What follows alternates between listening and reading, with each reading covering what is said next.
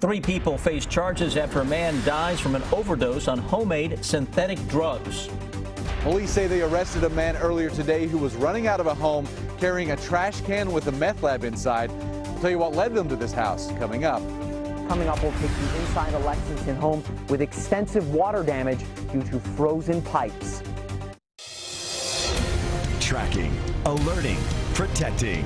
This is WKYT News at 6.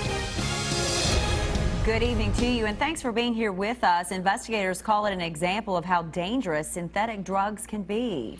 Tonight, a man is dead after an overdose on the homemade drugs. 3 other people are in jail charged with his death. The sheriff's office made the discovery at a Boyle County home this morning. WKYT's Phil Pendleton is tracking the investigation in our top story at 6. A 911 call was made from this home on Mox Creek Drive just after midnight. Police say the callers told them a man was unresponsive. When they arrived, they say they found Gregory Lane with homemade drugs nearby. Got consent to search and found approximately 15 pounds of synthetic drugs, which it's Serenity, that type of narcotic. Police say Lane went to Amy Young and Michael Graham's home. Martin Hoskins was also there.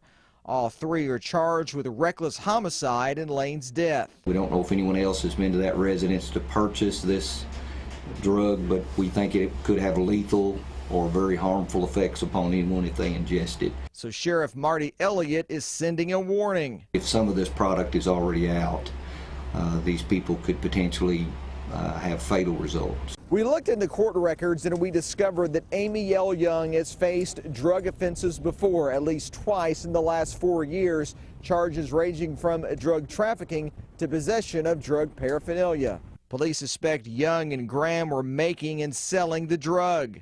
Serenity or synthetic marijuana, it may be sprayed with the chemical, but they mix it with something else. Police say Lane's body was taken for an autopsy in Boyle County. Phil Pendleton, WKYT. In addition to synthetic drugs, police say they also confiscated cash, an unknown white powder, and an unknown white liquid. Get ready for another frigid night across the state. Temperatures will be in the single digits, and the wind will make it feel even colder. WKYT Chief Meteorologist Chris Bailey is here now with your forecast. Hi, Chris. Hi, Amber. Yeah, another frigid night in the making across the bluegrass state. What else is new there? Right? It's been a frigid week, so why not start the weekend off on a similar note? Good-looking sky that is out there, but with the clear conditions, we promised you a quick drop in temperatures, and we're seeing that now. Teens are showing up, and it feels like 6 degrees in Lexington. So look at that, 19 degrees with a 14-mile-per-hour wind and very low humidity, but clear skies as far as the eye can see. A lot of single-digit numbers now showing up into most of central and northern Kentucky with the wind chill. Those are the numbers that you need to be dressing for. Now, your actual thermometers are going to be showing something a little better than that. It's going to be 17 at 7, 14, 12. Very cold weather right on through an 11, and by 11, we may see wind chills now beginning with a negative number, especially north of Interstate 64. Live First Alert Defender, cloud-free across the Commonwealth of Kentucky, and without the clouds tonight, those temperatures are really going to drop off. So another frigid night, but I'm watching the end of the weekend for the possibility of a little wintry mix that develops for some areas. That'll set the stage for what may be a busy week of winter weather into the bluegrass state. 7-day forecast will come your way in less than 10 minutes. Thank you, Chris. It started as a call about someone stealing utilities, but when police arrived at a Garrett County home to investigate, they realized they were dealing with something even more serious. Our Victor Puente shows us what they found and why it landed 2 people in jail. It was this hole where a water meter would be if someone was paying for the service that sent police to this Lancaster home. They say someone bypassed the line, so they went to check on the report of stolen utilities. But when the officer knocked on the front door, subject fled out of the rear carrying one trash can, which contained multiple used one-step meth labs and one active one-step meth lab. Police say the man carrying that can, 32-year-old Charles Wayne Lear, threw it to the ground and kept running, but was caught by police. A hazmat crew based out of Somerset came to this home for cleanup. Once they got here, they found a bigger job than they had first anticipated. I entered the home with their equipment, found another active one-step lab inside the home The other man at the home, 27-year-old Christopher Richardson, was also arrested. Police say they found heroin on him. They didn't know why we were there. I mean, there was multiple illegal things going on at the home. We were there for something completely different than narcotics. Lear and Richardson were both taken to the Lincoln County Jail. Both face charges for drug paraphernalia and possession of a controlled substance. Meth for Lear, heroin for Richardson. Neighbors say Lear's father owns the home, but no one was supposed to be living in it. In Garrett County, Victor Puente, WKYT.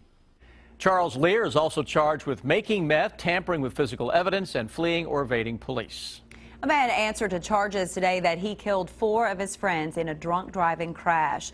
Sean Hardin faces 4 counts of murder for the August crash in Breathitt County. Hardin pled not guilty, and a judge set his bond at $350,000. Family members of the victims were in court and say they wanted to see a higher bond or a different plea. I kind of thought he would go for guilty just so that he wouldn't have to pretend that he's not, but I guess he wasn't big enough to say he was guilty. Hardin will be back in court February 20th. A man faces more charges after police say he attacked a deputy during a court appearance. Ronald Deaton is charged with wanton endangerment, assault, and resisting arrest. In an arrest citation, the deputy says Deaton charged at him and tried to remove the deputy's weapon from his holster.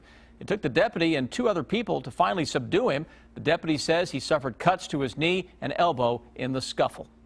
A court date has been set for a state lawmaker facing a DUI charge. State police arrested State Senator Brandon Smith in Frankfort earlier this week. Troopers say they stopped him because he was driving 65 in a 45-mile-an-hour zone. They also say the arresting officer could smell alcohol. Smith will be in court on January 22nd. The Republican from Hazard represents the 30th district, which covers much of southeastern Kentucky. Visitation is getting underway right now for a teenager killed in a car crash. Cody Satterfield died Tuesday after his car hit a tree in Whitley County. The visitation is being held at Crowley Funeral Home in Williamsburg. His funeral is at 11 tomorrow morning, also at the funeral home. Satterfield was a junior at Whitley County High School and a junior ROTC member. This extreme cold that we've been dealing with the last few days can be tough on your home's plumbing. When temperatures dip, pipes can easily freeze, and once they thaw, they can leave you with a big mess to clean up. WKYT's Mike Linden shows us the damage a burst pipe caused in one Lexington home. While Arctic temperatures create problems for plumbing, it's thawing that does the most damage. Gail of Lexington found that out the hard way Thursday afternoon when she heard a fizzle sound coming from the ceiling. There was a small pipe in my attic area that feeds to my humidifier on my furnace that burst. Of all of the damage that was done to Gail's home, the culprit of all of it was this $1.50 piece of copper piping, this 90-degree pipe as they call it, that split right onto the corner. And Gail was able to turn off the main water valve in time to prevent further damage from occurring. It wasn't the line. I mean, everything was great other than the copper 90 froze. That's where it split. It may have froze back a little bit, but where it froze the hardest and pushed out, and that's when it had split the 90. Water damaged walls, insulation, flooring, and the ceiling before Gail shut off the main water valve. Willoughby says it will take 3 days to dry out the water. I didn't even know that little pipe existed, actually. But it was in a crawl space, and apparently the insulation wasn't right in that spot. I have no idea. In Lexington, Mike Linden, WKYT. All right, this is huge. Plumbers say you have to know exactly where your main shutoff valve is, so if a pipe does burst, immediately close that valve to prevent extensive damage. It's a plan to make college more affordable. During a visit to Knoxville today, President Obama unveiled a proposal to make 2 years of community college free for students. WKYT's Miranda Combs talked to the president of Bluegrass Community and Technical College and students to see what they think about the idea. The story is new at 6. It would just change things dramatically. Businesses would be able to get high quality, well-trained employees, and individuals would have a way to begin their college education or get training for a good career. President Augusta Julian says she's excited about President Obama's plan to make the first 2 years of community college free. Here at BCTC, President Julian says of the 16,000 students attending this 75-year-old college, 85% of them are on some sort of financial aid. She says some students enrolled don't finish because of money. It's really heart-wrenching to see students who are unable to continue their educations because of a financial problem. Sometimes it's as simple as their car breaks down and they don't have the money to get it repaired so that they can come to class. I feel sorry for most of them because some of them actually want to do something with their lives, but they can't because they can't afford it. Alex Hancock and Nathan Davis are freshmen here. Both like the idea. Davis is transferring from another school because he says BCTC is more affordable. You know, it's hard to pay for some educations, and this will help people get on the right track, I believe. Now the question, where does the money come from? I think the hurdles are going to be money, resources, you know, funding both at the federal and state level. Free or not, finishing a 2-year degree would definitely pay off in the end. In Lexington, Miranda Combs, WKYT. BCTC officials say right now a student taking 15 credit hours pays about $2,200 a semester. It was decision day for a 5-star running back out of Madison County. Madison Southern star Damian Harris announced where he'll play college football. Big Blue fans hoped he would choose UK, but in the end he went with another SEC school. Through a lot of, hard thinking, decided with my family, friends, whoever has helped me in this process, I've decided that I'm going to further my education, get a degree, and continue a football career at the University of Alabama. Roll Tide.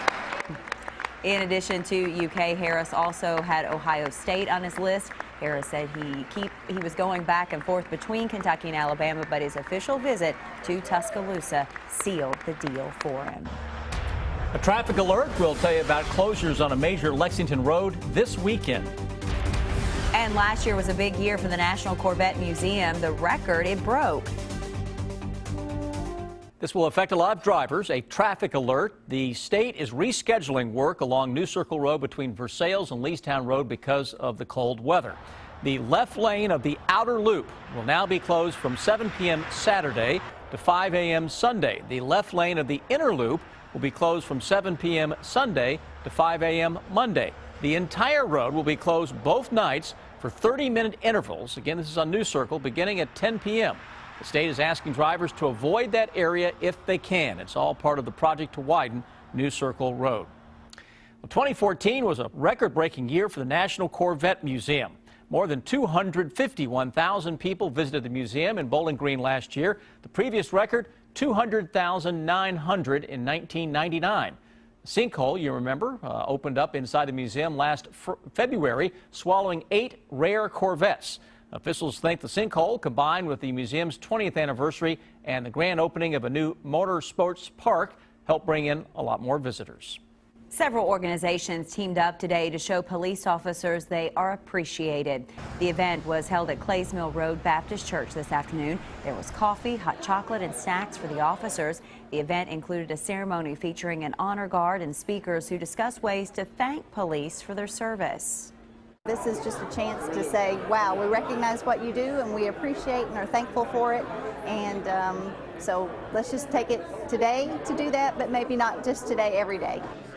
Organizers say other ways to show your appreciation include thanking officers when you see them or having children write them notes.